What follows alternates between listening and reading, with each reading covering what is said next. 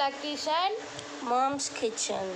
So ఈరోజు అయితే మనము గారెలు బూరెలు చేయబోతున్నాం అన్నమాట.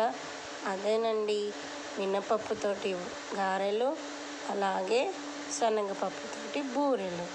ఏం లేదు, ముందుగా శనగపప్పు ఒక హాఫ్ అన్ అవర్ నానేసుకొని అది కుక్కర్లో పెట్టి ఉడికించేసుకున్నాను. ఆ వాటర్తో కూడా నేను మీకు చారు చేసి చూపిస్తాను. ఫస్ట్ అయితే మనము ఉడకపెట్టుకున్న శనగపప్పులో వాటర్ తీసేసుకొని బెల్లం వేసేసుకొని దాన్ని బాగా కలిపి మిక్సీ పట్టుకోవాలండి. వాటర్ అయితే అస్సలు వేయకూడదు ఇందులో. ఇప్పుడు ఆ బెల్లం వేడి మీద బెల్లం వేస్తే దాంతో మనకు బెల్లం అనేది కరిగిపోతూ ఉంటుంది. సో ఇప్పుడు దాన్ని ఏం చేస్తామంటే మిక్సీ పట్టేస్తున్నాం. ఇదిగోండి, మిక్సీ పట్టిన తర్వాత ఇలా మెత్తగా అయిన తర్వాత నేను దీన్ని స్టవ్ మీద పెట్టేసుకొని సిమ్లో బాగా గట్టిగా అయ్యేంత వరకు కలుపుకుంటున్నాను. ఒక పక్క చూస్తున్నారు కదా, ఇలా ఇది మనం గట్టిగా అవ్వాలన్నమాట. స్టవ్ మీద పెట్టుకున్నప్పుడు ఇదిగోండి ఇలా అవుతుంది గట్టిగా.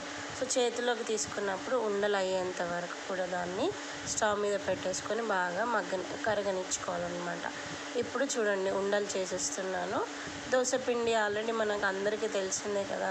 ఒక గ్లాసు మినపప్పుకి 2 గ్లాసుల బియ్యం పోసుకొని దోసపప్పు నానేసుకొని రుబ్బుకున్నటువంటి పిండి అన్నమాట. ఇప్పుడు ఇవి అందులో వేసేసుకొని నేను నూనెలో ఫ్రై చేస్తున్నాను. అంతేనండి, ఎంతో టేస్టీ అయినటువంటి బూరెలు అనేది మనకు రెడీ అయిపోతుంది.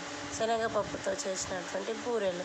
మరి మా సైడ్ అయితే వీటిని బూరెలు అని అంటారు.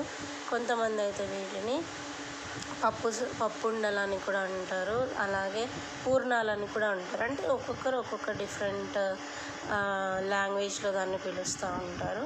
సో ఇక్కడైతే మనకి బూరెలు అనేది రెడీ అయిపోతూ ఉంది. చూసారు కదా, చాలా టేస్టీగా. దానికి ముందైతే నేను వడలు కూడా రెడీ చేసేసుకున్నానండి, గారెలు. అది మన వీడియోలో మన యూట్యూబ్ ఛానల్లో ఉంది, మన ఛానల్లోనే ఉంది. గారెలు బూరెలు అయితే రెడీ అయిపోయినాయి.